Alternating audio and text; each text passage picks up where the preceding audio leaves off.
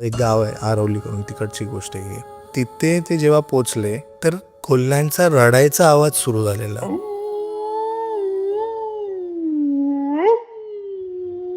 चालत जसजसे पुढे जात होते ना तसं त्यांना दिसलं एक लांब असं एक झाड आहे, त्याच्या खाली ना एक म्हणजे सावली अशी दिसली बाईची.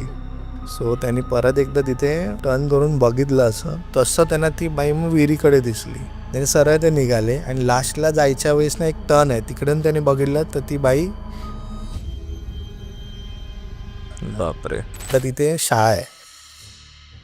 त्या शाळेच्या आधी तिथे स्मशान होतं. त्या स्मशानावर ती शाळा बांधलेली. त्या स्मशानाजवळ जेव्हा आले ना, बाबांनी जस्ट खाली बघितलं तर प्रेत असतं ना असं ठेवलेलं, असं लिटरली त्यांना दिसलं प्रेत आहे खाली. पुढे गेले तेव्हा मग त्यांना असं समोरून तो एक मान कापा असं चालत येताना तर असं असं करत तो चालत असा येत होता असं, आणि उतरला असताच तर त्याने नक्कीच तुला धरलं असतं.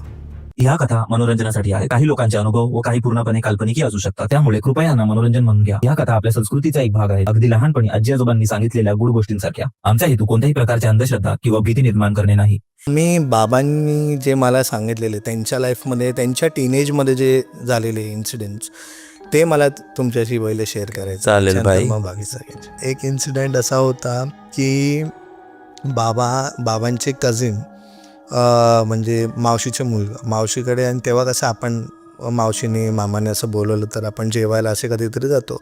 आणि त्या काळात कसं पप्पांच्या आईच्या टाईममध्ये की चिकन बनवलं आहे नाहीतर काय, तर ते बोलवायचे की ये आमच्याकडे ये, जेवून जा, मस्त चिकन आणि भाकरी तांदळावरची अशी.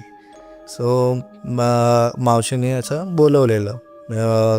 आपले काका होते मावशीचे मुलगा, ते पप्पांच्या मावशीचा मुलगा, ते भेटलेले त्यांना बाजारात. तर त्याने सांगितलं ये आज संध्याकाळी ये आपण खाऊ. तेव्हा मग बाबा जात होते. पप्पांना काहीतरी कामामुळे थोडं लेट झालं घरात, आणि येताना तिथे एक गाव आहे, ची गोष्ट आहे. तर तिथे ते जेव्हा पोचले ते नॉर्मल चालत जात होते.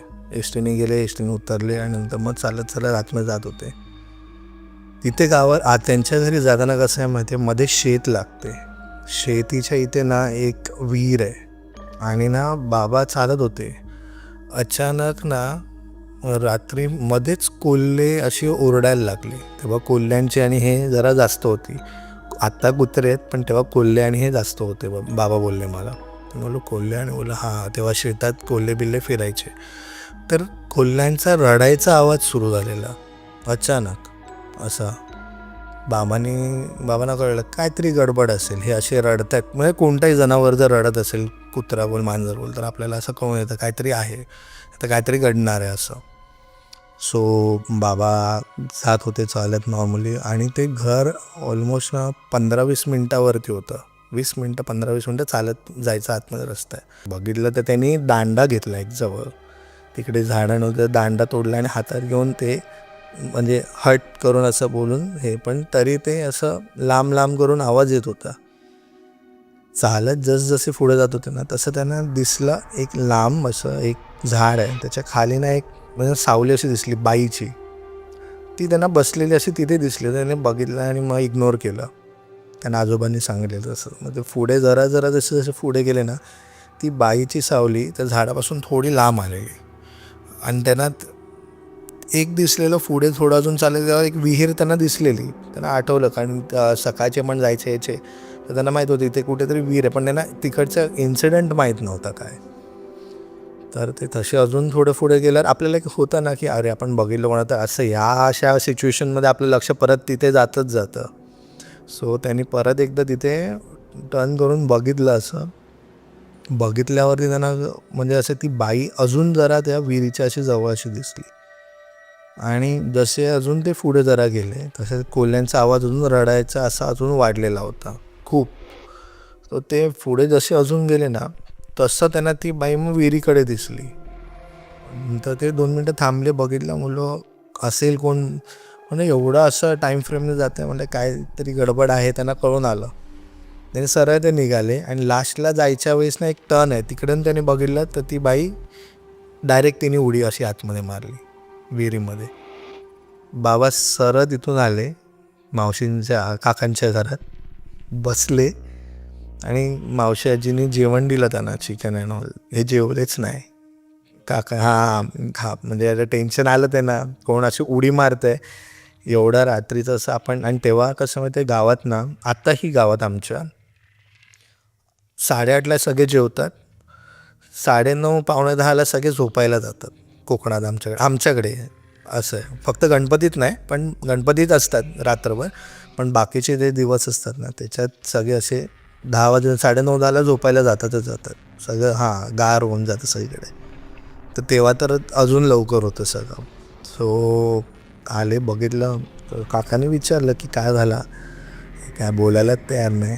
तर त्यांनी काकाने पण सांगितलं की ठीक आहे, तू जेवून घे, आपण बोलू नंतर. आणि काका माझे खूप शांत आहेत या बाबतीत. माझे बाबा जरा रागीट आहेत आणि असे पटकन रिॲक्ट करतात, पण काका माझे खूप शांत आहेत, खूप चांगले आहेत आणि शांत आहेत. सो त्याने थोडंसं असं खाल्लं, समजलं नाही पाहिजे आणि काहीतरी गेलं पाहिजे म्हणून भाकरी थोडी खाल्ली आणि झोपले. सकाळी उठले ना तेव्हा काकांना त्यांनी सगळं सांगितलं, असं असं सगळं घडलं माझ्याबरोबर, काय आहे काय झालं. तेव्हा कळून आलं की तिकडे 4 भावांची एक ती, काकाने त्यांना सांगितलं, 4 भावांची एक ती बहीण होती. तिचं प्रेम आय बिलीव्ह मुस्लिम की कोणत्या तरी एका मुलाबरोबर झालं, ते तिकडे मान्य नव्हतं. आणि मग भावांनी मग त्या बहिणीला असं मारलं, असं करून ते काकाने त्यांना सांगितलं, विहिरीत ढकलून मारलेलं. तर ती तिथे कधी कधी दिसते असं बोललेले. म्हणून बाबा म्हणजे काका बोलले ती कधीही अशी मध्येच दिसते, म्हणून आम्ही तो टाईम अवॉइड करतो. आणि म्हणून काका बोलले दुपारी बाबांना, मग बाबा हे विसरून गेले की थोडं लवकर ये, संध्याकाळी लेट नको करू, थोडं 7 वाजे 6:30-7पर्यंत घरी पोच. पण बाबाने कामाच्या नादात विसरून गेले घरी आजोबांना हेल्प करत करत. आणि ते मग त्यांच्या रेग्युलर टाईमला तसे ऑलमोस्ट पोचले, लेट झालं म्हणून. आणि मग त्यांना हा इन्सिडेंट झाला. असं आहे. आता माहीत नाही तेव्हा काय होता अमावस्या किंवा आय डोंट नो, बट तेव्हा ते असं सगळं झालं. बाई उडी मारताना दिसली. लिटरली म्हणजे ना ती अशी उभी होती आणि तिने डायरेक्ट अशी उडी मारली आतमध्ये ह्याच्यात विहिरीत. मी अजून पण तुझी स्टोरीज बघतोय की तुझी कोणती एक ही पण होती की मान कापायची गोष्ट पण तू. ती पण बाबांबरोबरच झालेलं. ते झालेलं कसं माहिती आहे, बाबा बैलगाडी घेऊनच असंच जात होते सामान घेऊनच, आणि तेव्हा त्यांना दिसलेलं होतं की समोरून असं चालत येतो लांबून. पहिलं काय झालं माहिती आहे, ते काकांचं जे गाव आहे तिथे ना 2 गोष्टी झाल्या. त्याच एका दिवसात 2 गोष्टी घडलेल्या. पहिलं काय झालं माहिती, आता तिथे शाळा आहे, मी नाव नाही घेत त्या शाळेचं, पण तिथे ती शाळा, आणि त्या शाळेच्या आधी तिथे स्मशान होतं. त्या स्मशानावर ती शाळा बांधलेली. आणि बाबा घेऊन येत होते सामान बैलगाडीतून, आणि त्या स्मशानाजवळ जेव्हा आले ना, अचानक आजोबांचे जे बैल होते ना, आजोबांनी त्यांना खूप प्रेमाने वाढवलेलं, ते छोटं तेव्हापासून त्यांनी आणलेलं. ते अचानक 2 पाय असे वरती झालेले. बाबा भांबावले, म्हणलो असे काय हे झाले. बाबांनी जस्ट खाली बघितलं तर प्रेत असतं ना असं ठेवलेलं, असं लिटरली त्यांना दिसलं, प्रेत आहे खाली, लिटरली असं प्रेत खाली दिसलं त्यांना.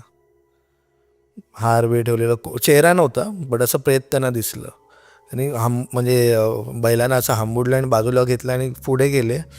तेव्हा मग त्यांना असं समोरून तो एक मान कापाय असं चालत येताना, असं आपण कोणाला पकडतो ना असं, तर असं असं करत तो चालत असा येत होता, असं चालत असता ते ना क्रॉस झाला. आणि सेम तसं मग बाबा गेले घरी. त्यांनी बघितलं, ते थोडं टेन्शन तर आलं त्यांना.